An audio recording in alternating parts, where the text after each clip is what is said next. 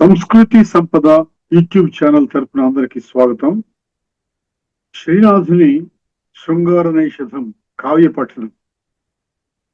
కావ్యపఠనం కావిస్తున్న శ్రీ నూతలపాటి వెంకటరత్న శర్మ గారు ఈ పఠనాన్ని ధారావాహిక ప్రసంగంలో చేస్తున్నారు. వారి ధారావాహిక ప్రసంగంలో ఈరోజు 15వ ప్రసంగం చేస్తున్నారు. శ్రీ రత్న శర్మ గారికి స్వాగతం. నమస్తే. చిలుపని కమదేనియలు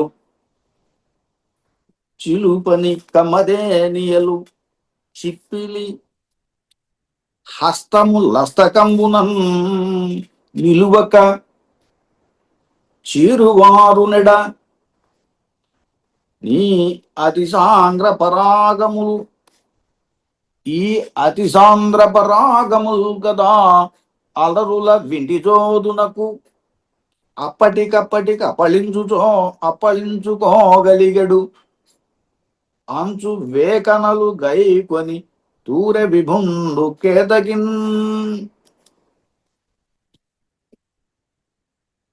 చిలుపని కమ్మదేనియలు సిప్పిలి హస్తము లస్తకంబునం నిలువక జరువారునెడ నీ అతిసాంద్ర పరాగముల్ గదా అలరుల వింటిజోదునకు అప్పటికప్పటి కలిగడు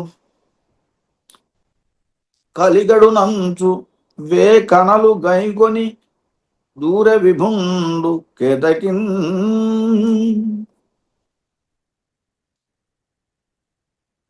ఇక్కడ చిలుపని కమదేనియలు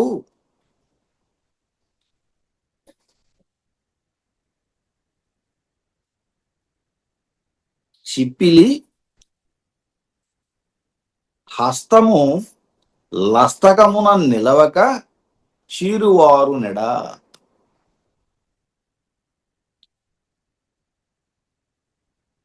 ఈ మన్మధుడు పూలబాణాలు వేస్తాడు. పూలలో ఉన్న మకరందము అప్పుడప్పుడు చిప్పిలి చేతికి కావటం వల్ల ఈ బాణాలు ఏవైతే నారికి వింటికి సారించాలనో వింటి నారికి సంధించి లాగాలనో అక్కడ అది పట్టుకోవటానికి చేతిలో నుండి జారిపోతాయట. చిలుపని కమదేనియలు, అదిగో ఆ కమదేనియలు అంటే పూల్లో ఉండేటువంటి మకరందం. ఇది కొంచెం కొంచెంగా జారి చిప్పిలి పైకి ఉబ్బగడం వల్ల అది హస్తము లస్తకంబున నిలువక, చేతి యొక్క పటు గ్రహణంలో నిలవదట. గ్రహించడానికి చేయి పట్టుకోవడానికి ఆ పువ్వు జారిపోతూ ఉంటుంది అని. నిలువక చీరువారునెడ, అలా జారిపోయేటప్పుడు ఆయన ఏం చేస్తాడు? ఈ అతిసాంద్ర పరాగముల్ గదా అలరుల వింటి జోదునకు అప్పటికప్పటికి అప్పళించుకోగలిగాడు. సాధారణంగా చెయ్యి ఇలాంటిది ఏదన్నా ఉండి చెయ్యి పట్టుకోవడానికి రాకపోతే జారిపోతే ఏం చేస్తారు? పొడిదేదైనా ఏ మట్టో లేకపోతే ఏదో బూడిదో ఇంకోటో రాసుకుంటారు. రాసుకున్నందుకు ఏమవుతుందంటే ఆ చేతికి ఉన్నటువంటి ఆ జారిపోయే తత్వం ఆ తడిపోతుంది. అలా మన్మధుడు ఇక్కడ రాసుకోవడానికి ఏమున్నది ఆయనకి అంటే, కేతకి పుష్పాల్లో ఉన్నటువంటి పుప్పొడి, ఇక్కడ ఎక్కువగా పుప్పొడి వస్తుంది అని. కేతకి పుష్పాలు అంటే సంపెంగల్లో ఎక్కువ పుప్పొడి వస్తుంది అని. ఆ పుప్పొడిని చేతికి రాసుకుంటే జారిపోకుండా ఉంటుంది అని. అదిగో దానికి ఈ అతిసాంద్ర పరాగము, దట్టమైనటువంటి ఎక్కువైనటువంటి పరాగం ఏదైతే ఉందో అది కదా అలరుల వింటి జోదునకు, ఈ మన్మధునకు అలరుల వింటి జోదునకు మన్మధునకు అప్పటికప్పటికి అప్పళించుకోగలిగాడు. అప్పళించుకోవడం అంటే ఏమిటి? అద్దుకోవటం. ఆ చేతికి ఉన్నటువంటి మకరందం ఏదైతే అంటిందో, పువ్వుల నుండి జారినటువంటి చిప్పిల్లి జారినటువంటి మకరందం ఏదైతే చేతులకు అయిందో దాన్ని తుడుచుకోవడానికి ఈయన ఏం చేస్తున్నాడంటే ఈ కేతకి పుష్పాల నుంచి వచ్చేటువంటి పరాగాన్ని అద్దుకుంటున్నాడు, అప్పళించుకోగలిగాడు. అనుచు వే కనలు గైకొని దూర విభుండు కేతకిన్. దీని అందరికీ కారణం కేతకి పుష్పాలు కాబట్టి ఇవి గనక ఈ పరాగమం గనక లేకపోతే ఆ చిప్పిలినటువంటి తేనెతోటి ఆయన ఈ బాణాలను వేయలేడు ఇంత గాఢంగా నాటేటట్టు. ఇలా వేయగలుగుతున్నాడంటే కారణం ఇక్కడ కేతకి పూలు అవుతున్నాయి, సంపెంగలు అవుతున్నాయి, వాటి నుండి వచ్చే పరాగం అవుతుంది అని వే కనలు గైకొని దూర విభుండు. కనలు గైకొని, కనలు అంటే కోపం, కోపాన్ని తెచ్చుకుని నిందిస్తున్నాడట. తూరెను అంటే నిందించడం. కేతకిని నిందిస్తున్నాడు, కేతకి పువ్వుని నిందిస్తున్నాడు అని. సాధారణంగా మనం చూస్తూ ఉంటాం లోకంలో ఎక్కడ కూడా ఇలాంటివి ఏదన్నా చేతిలో జారిపోయేటప్పుడు ఏ మట్టి ఇంకోటో రాసుకుని ఆ పొడి అది జారిపోకుండా చూసుకుంటారు, గట్టి పట్టు ఇదిగో రావడం కోసం. అలా ఇక్కడ మన్మధుడు వియోగుల మీద బాణాలు వేయటానికి ఇదిగో ఇలాంటి పుష్పాల నుంచి వచ్చేటువంటి మకరందాన్ని యొక్క తడిని అద్దుకుంటున్నాడట ఈ కేతకి పరాగాలతోటి. అందువల్ల నలుడు ఈ కేతకిని నిందిస్తున్నాడు అని. సరే, మొగలి వృక్షాల్లో ఇదిగో ఈ సాధారణంగా ఇక్కడ మనం రెండు విషయాలు గమనించాలి. ఒకటి ఏంటంటే మొగలి వృక్షాలకు వచ్చేటువంటి పరాగం దట్టంగా సాంద్రంగా ఉంటుంది అని చెప్పడం కోసం ఒకటి. రెండవది పాఠాంతరాలు కూడా ఉన్నట్టున్నాయి. కనులు చూచే అనే పాఠాంతరం ఉందట. కనలు గైకొని దూరే అనే దగ్గర కనులు గైకొని చూచే అనేటువంటి పాఠాంతరం ఉందట. కానీ దానికన్నా ఇదే బాగుంది అని కనలు గైకొని తూరె విభుండు కేతకిన్ అంటున్నాడు. ఇలా ఈ రెండు విశేషాలు. దమయంతి స్తన కుంభ విభ్రమము పొందన్ గోరుటన్ ధూమపానము గావించుచు అధోముఖంబులకు నానా కుంభముల్ ఓలే ధూపములన్ దోహదమాచరింపగా కడున్ పక్వంబులయ్యున్న దాడిమముల్ రూచి కృపాలకుండు మది పాటించన్ మహోత్సుక్యమున్. ఈయన ఉద్యానవనంలో తిరుగుతున్నాడు. ఇక్కడ అనేక వృక్షాలు ఉన్నాయి, అలాగే దాడిమ వృక్షాలు కూడా ఉన్నాయి. సాధారణంగా ఇక్కడ దోహదము అనే ఒక ప్రక్రియ, దోహదం ఆచరింపంగడు పక్వములై ఉన్నా అన్నాడు. సాధారణంగా మనం ఇవాళైతే ఏదన్నా ఒక వృక్షం, ఒక చెట్టు పళ్ళు కాయాలన్నా, పూలు పూయాలన్నా ఏదో ఎరువులో అవో ఇవో వేసి వాటిని మరింత జాగ్రత్తగా పెంచుతూ ఫలించేటట్టు చూస్తాం. ఇవాళ లోకంలో ఇది సహజం. ఆనాడు ఏం చేసేవాళ్ళు అంటే ఇలా ఎక్కువగా పండటానికి, ఎక్కువగా చెట్టు సమృద్ధిగా అది ఫలించాలన్నా పుష్పించాలన్నా దోహద క్రియ అని ఒకటి ఆచరించేవారు. ఆ తోటమాళ్ళు కానివ్వండి, ఇంకొకళ్ళు కానివ్వండి. ఎక్కడో ఒక నాటకంలో, ఎక్కడో సంస్కృత నాటకంలో చదివిన గుర్తున్నది. దోహద క్రియ అంటే ఆ చెట్టు పుష్పించటానికి ఆ నాయిక కాలుతోటి తంతుంది. అలా తనితే గానీ ఆ చెట్టు పుష్పించదు అని చెప్పేసి దోహద క్రియని చెబుతాడు ఆ కవి సంస్కృత నాటకంలో. అలాగే ఇక్కడ దోహదం ఆచరించడం అంటే ఈ పుష్పాలని, ఈ దాడిమ వృక్షాలని, దాడిమము అన్నాడు కదా, దాడిమ వృక్షం అంటే దానిమ్మ, దాడిమములు చూచి నృపాలకుండు. దాడిమ వృక్షాలు అంటే దానిమ్మ చెట్లు. అవి బాగా పూయటం కోసం ఏం చేస్తారంటే ధూపములను దోహదం ఆచరింపగా అన్నాడు. ధూపములు, పొగ, కొన్నిటికి పండటానికి పొగ వేసినట్టు ఇక్కడ కాయలు బాగా పెరగడానికి ధూపం వేస్తారట. ధూపములను దోహదం ఆచరింపగా ఇదిగో ధూపాన్ని పొగవేయటాన్ని ఆ దాడిమ వృక్షాలకి దోహద క్రియగా ఆచరించారట అక్కడ ఉన్నటువంటి ఉద్యానవన పాలకులు.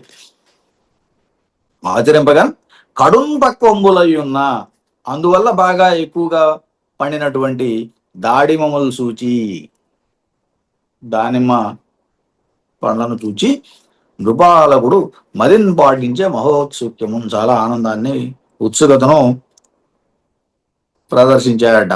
ఎందుకుని అంటే అవి దేంతో పోటీ వస్తున్నాయి అని చెప్పడానికంటే, దమయంతి స్తన కుంభ విభ్రమము పొందన్గోరుటన్ ధూమపానము గావించుచు అధోముఖములకు నానా కుంభములు ఓలే అని. దమయంతి యొక్క స్తన కుంభముల విలాసాన్ని, కుచాల యొక్క విలాసాన్ని, కుచకుంభ విలాసం, దాన్ని పోటీ రావడం కోసం, దాన్ని పొందడం, దాంతో సమానంగా ఉండటం కోసం ఈ ధూమపానం గావిస్తూ అధోముఖంగా ఉన్నటువంటి అనేక కుంభాల్లాగా ఉన్నాయట అవి. ఇది ఉపమాలంకారం. ఆ దాడిమ వృక్షాలకు ఉండేటువంటి పండ్లన్నీ కూడా చాలా లావుగా ఉన్నాయని, ఆ లావుగా ఉండటానికి ఈ ధూమం వేయటం అనేటువంటి దోహద క్రియ చేశారని, అందువల్ల అవి లావుగా ఉన్నాయి. అవి క్రిందికి వేలాడుతూ ఉంటాయి ఆ పొగల్ని తీసుకోవటం వల్ల. అలా ఉన్నటువంటి ఈ దాడిమములు దమయంతి యొక్క కుచకుంభాల యొక్క విలాసంతో పోటీ పడుతున్నట్టుగా ఉన్నాయట. దమయంతి స్తనకుంభ విభ్రమం పొందంగోరుటన్, ఆ విలాసాన్ని పొందగోరి ధూమపానము గావించుచు అధోముఖంబులకు, క్రింది ముఖంగా, చెట్లు పళ్ళెటు బరువు అయితే ఏమవుతాయి, కిందికి వంగుతాయి. అధోముఖంబులకు నానా కుంభములు పోలే. అది ఒకటి కాదు, ఎందుకంటే వృక్షం కాబట్టి దానికి ఎన్నైనా ఉండొచ్చు, అందువల్ల నానా కుంభాలు అన్నాడు ఇక్కడ. దమయంతి అయితే కుచకుంభములు రెండే చెప్పాలి, వాటితో పోల్చడానికి ఇవి నానా కుంభములు అన్నాడు మళ్ళీ ఇక్కడ. నానా కుంభములు పోలే ధూపములన్ దోహదమాచరింపక కడున్ పక్వంబులయ్యున్న దాడిమములు సూచి నృపాలకుండు మదిపాటించని మహోత్సుక్యము. ఈ రకంగా ఆయన ఉద్యానవనంలో ఉన్నటువంటి ఆ దాడిమ వృక్షాలను చూశాడు. ఏది చూసినా,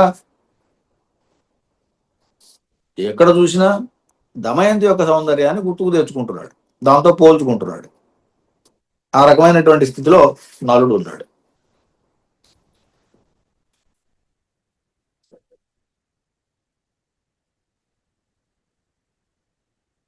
సరే, మన్మధుండేయు కింసుక మార్గణములు, మన్మధుండేయు కింసుక మార్గణములు చనుగవనాటుటయు పాంథసతియు బోలె పరునెంచి కీరంబులు పండ్లు కరవ వణకు దాడిమిను చెప్పు వరుడు వేడుకన్. సరే, సాధారణంగా ఇక్కడ పండ్లుంటే ఏమవుతాయి, ఏ చిలుకలో కోరుకుతాయి, ఓ జామ పండో ఇంకోటో ఏదో ఉన్నప్పటికీ పండ్లు అనగానే చిలుకలు ఆ చెట్ల మీద వాదను, వాటిని కొరకను ఏవో చేస్తాయి. అది చాలా సహజమైనటువంటి ప్రక్రియ. కానీ దాన్ని ఈయనేమంటున్నాడంటే, మన్మధుండేయు కింసుక మార్గణములు, మార్గణము అంటే బాణాలు, మార్గణములు, కాండములు, అంబకములు, ఇవన్నీ కూడా బాణాలు అనేటువంటి అర్థంలో వాడుతున్నటువంటి అనేక పదాలు. మన్మధుండేయు కింసుక మార్గణములు, ఆ మార్గణములు, ఆ బాణాలు ఏమిటవి, కింసుక మార్గణములు. కింసుకము అంటే మోదుగ పూల బాణాలతోటి ఆయన మన్మధుడు వేస్తాడట. మన్మధుడేయు కింసుక మార్గణములు చనుగవ నాటుటయు పాంథసతియు బోలే, ఆ చనుల మీద కింసుక బాణాలతో కొట్టాడు ఆయన. ఎవరు? మన్మధుడు కింసుక బాణాలని చనుల మీద కొట్టాడు. చనుగవ నాటుటయు, పాంధసతియు బోలే, దానివల్ల పాంధసతి విరహిణి అని, విరహిణి అయినటువంటి ఆమె ఎట్లా అయితే మన్మథ పరితాపానికి వణుకుతుందో, ఇది మన్మధుడు కింసుక బాణాలు వేయటం వల్ల విరహిణి ఎట్లా అయితే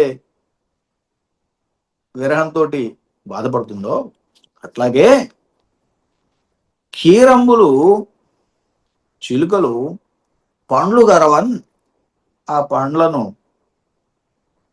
కొరకటం వల్ల వణకు దాడిమి చూచే భూవరుడు వేడుక. అదిగో వణుకుతూ ఉన్నటువంటి దాడిమ ఫలాలని చూచాడు భూవరుడు వేడుకతో అని. చెట్ల మీద చేరినటువంటి చిలుకలు, దాడిమ చెట్ల మీద చేరినటువంటి చిలుకలు ఆ దాడిమ ఫలాలని కొరుకుతున్నాయి. సాధారణంగా దాడిమ ఎర్రగా ఉంటుంది, ఎర్రగా ఉంటుంది. కింసుక వృక్షాలు కూడా ఎర్రగానే ఉంటాయి, కింసుక పుష్పాలు కూడా ఎర్రగానే ఉంటాయి. అది పోలిక. రెండవది కింసుక, కొరుకుతున్నది సుఖాలే, అందువల్ల కింసుక పదప్రయోగం కూడా అలా. సుఖము అంటే చిలుక, చిలుకలు కొరుకుతున్నాయి, ఇది చెప్పటం కోసం కింసుక అన్నాడు. మన్మధుండేయు కింసుక మార్గణములు చనుగవ నాటుటయు పాంధసతియు బోలే పారుదెంచి కీరంబులు పండ్లు కరువ, ఆ పండ్లను కరవటం వల్ల వణుకు దాడి మీద చూచే భూవరుడు వేడుకన్న. ఆ రకంగా వణుకుతూ ఉన్నటువంటి ఈ దాడిమ ఫలాలను చూశాడు ఆయన. దానిమ ఆ చెట్టును చూశాడు, ఫలాలని చెట్టుని కూడా. దాడిమ అన్నాడు కాబట్టి ఫలమనో చెట్టనో చెప్పలేదు కాబట్టి దాడిమ చూశాను, అలాంటి దానిమ్మ వృక్షాన్ని చూశాడు అని. అవి కూడా మరి చిలుకలు వాటి మీద వాళ్తున్నప్పుడు కదులుతూ ఉంటాయి కదా, ఆ వణుకు అది. ఆ కంపానికి, అక్కడ మన్మథ కంపానికి, మన్మథ తాపానికి గురయ్యి కలిగేటువంటి కంపానికి, ఇక్కడ చిలుకల దాడికి గురయ్యి కదిలేటువంటి కంపానికి పోలిక. మరియు ఒక పెద్ద వచనం వచ్చింది. సరే, ఈ వచనాన్ని కూడా ఒక్కసారి చదువుదాం, చదివి ముందుకెళ్ళిపోదాం. మరియు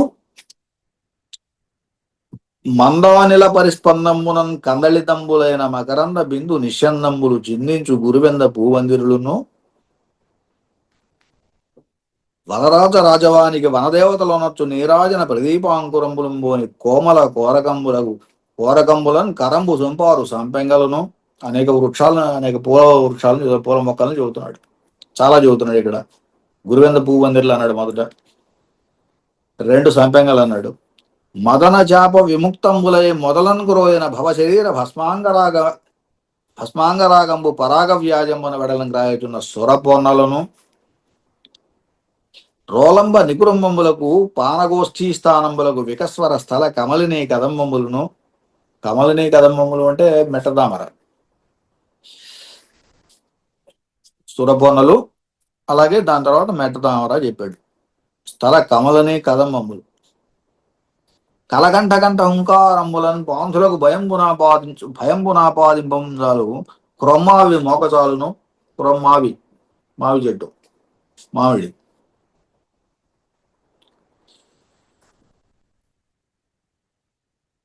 ధూమకేతు మండలంబులం బోలే విరహిజనుల గుండెల వేయించుచు చెంచరీక వరంపరా శేఖరంబులై సొంపారు చాంపేయంబులను.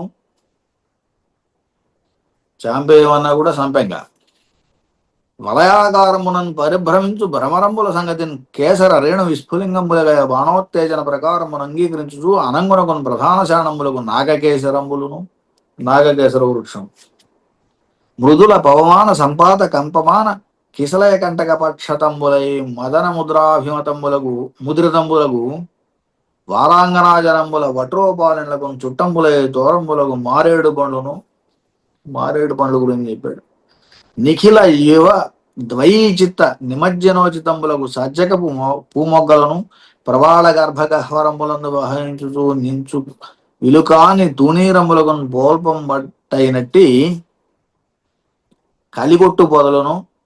ఒండొండ చంద్రఖండంబుల వెడలంగకు రాహుమండంబులం పోలే కుటిల సీత కుట్మలంబులు వ్రేల గాఢాంధకారంబులను గారుకొను మునిద్రువంబులను కనుగొనుచు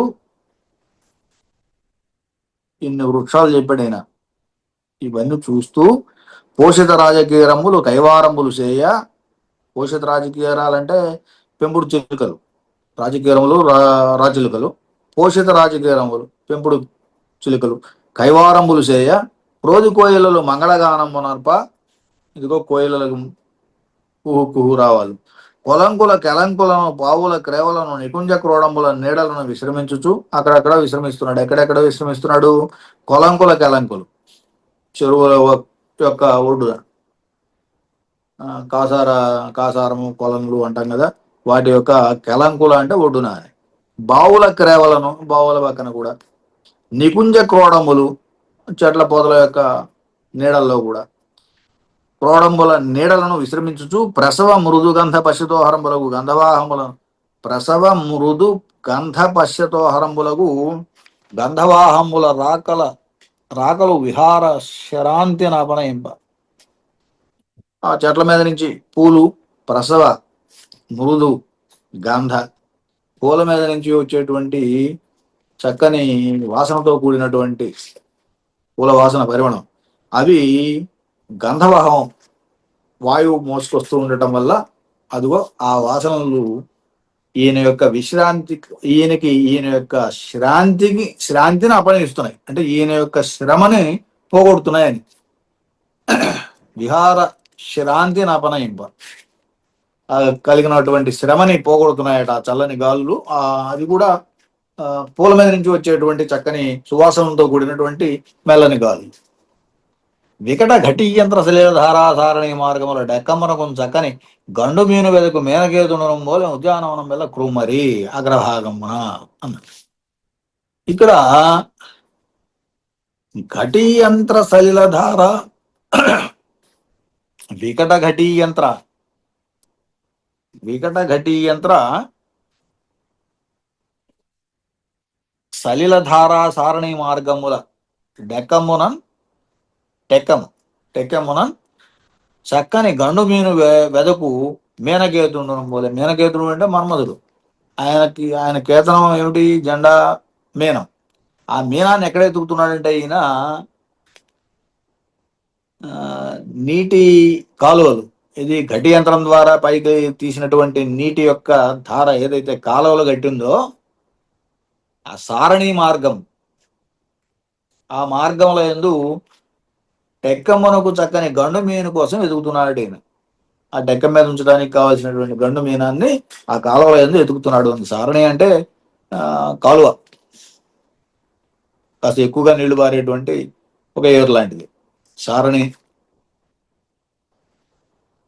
మార్గములందు, ఆ నీటి జాలు మార్గముల యందు కాలువల యొక్క మార్గాల్లో టెక్కెమనకు చక్కని గండు మీను వెదుకు, ఆ టెక్కెమ కోసం, ఆ ధ్వజం మీద ఉంచడానికి కోసం గండు మీను వెదకు మేనకేతుండనం పోలే ఉద్యానం బెల్లకు మరి. ఆ రకంగా ఈయన మన్మధుళ్లాగా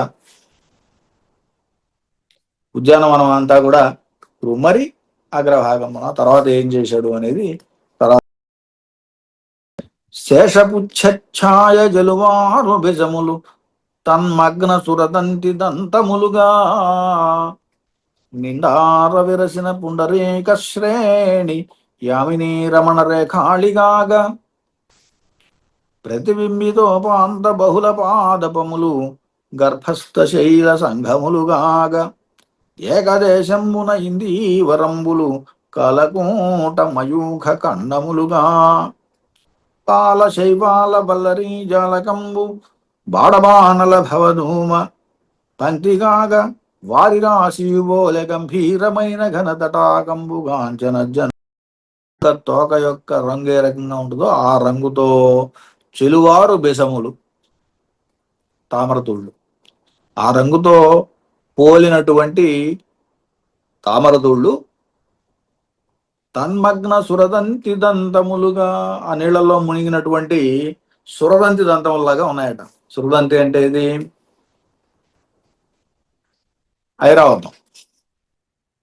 ఐరావతం యొక్క దంతాలలాగా ఉన్నాయట.